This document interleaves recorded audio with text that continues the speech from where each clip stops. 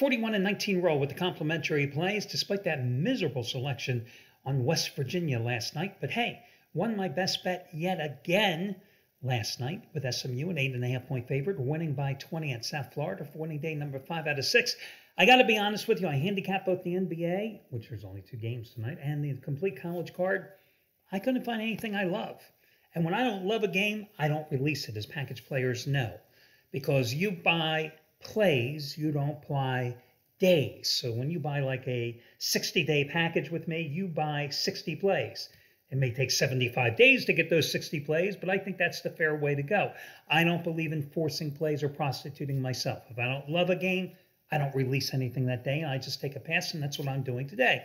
So the play that came in second best today, shall we say, the game that I liked but I didn't love, that's going to be the late night game at 11 o'clock Eastern Time with Stanford visiting Southern Cal. And that's what I'm going to release today as the complimentary play. You know I used USC as a best bet against Arizona State earlier this week. And I'll give you my thoughts on that contest here coming up in just a minute as I magically make my name disappear, just in case my mother is watching and she forgot who I was. Now she knows.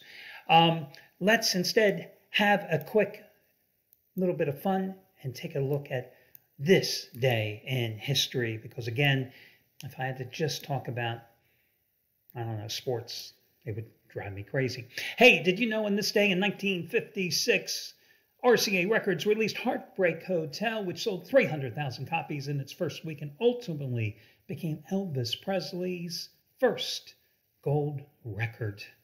Yes. In 1973, Stevie Wonder's Superstition topped the charts here in the U.S., became his first #1 hit in 10 years. His previous one was Fingertips #2 back in 1963.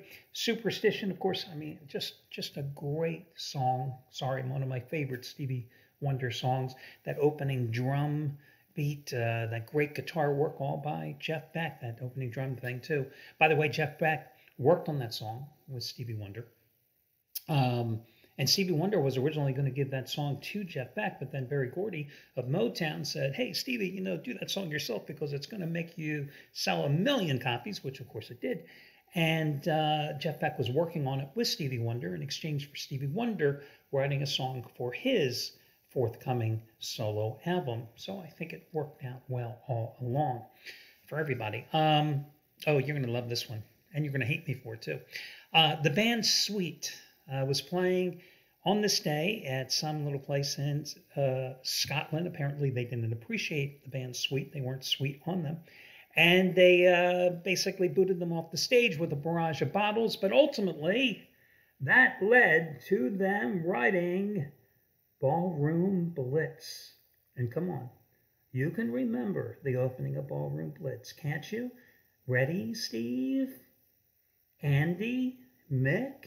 All right, fellas? Come on, you can hear it. That little earworm will be hooking you all day long. And then a sad note, in 1980, AC/DC was wrapping up the last show on its Highway to Hell tour in Southampton, UK, and it also made for the final appearance of original frontman Bon Scott, who was found dead of alcohol poisoning less than a month later on February 19th. So, hey, can't all be a bed of roses, right? So we move on now to the complimentary play. I'm going to go and back USC minus the 11 points at home against Stanford in revenge. USC, heading into the first meeting back on January 11th at Stanford, was then undefeated at 13-0 and number 5, but Stanford won that game 75-69, coming off a near 3-week hiatus because of COVID. For USC, it was only their second game back after pretty much the same situation.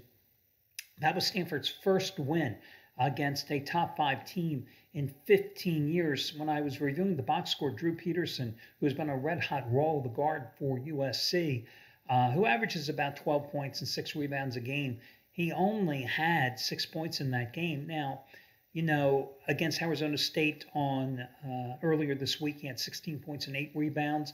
Against Utah on the road on Saturday, he had 23 points and 7 rebounds. So that tells you how hot he's been. You know, when I was watching the Arizona State game a couple of nights ago, I turned it on a little late, and I was like, what the hell is going on here? Because USC was getting crushed. I mean, they were down 12 early. They missed 15 of their first 18 shots. They had 8 turnovers in the first 14 minutes, and they still won going away 78-56 after trailing by a dozen early, which tells you how talented this USC team is. They're a great defensive team. They hit the boards hard. Their rebound margin will blow out most teams. Plenty of second chance opportunities. Are they playing as well offensively as they were early in the season? No, and I think a lot has to do with that COVID pause, which kind of just got them out of sync. But I liked how they really got their act together against Arizona State in that second half. Now, Stanford is coming off 2 home games last week. The one against Arizona, they got crushed 85-57. The other was against, ironically, Arizona State. It was a 79-76 victory on Saturday, a game in which they blew a double-digit lead and then had to hang on for the win. A game in which they outscored the Sun Devils 32-7 at the line. They are not going to get that type of charity at the free throw line tonight on the road. And Arizona State outshot them from the field 52.5% to 38. I like USC in revenge here. I was kind of surprised the line wasn't 13. Stanford is 1-4 on the road.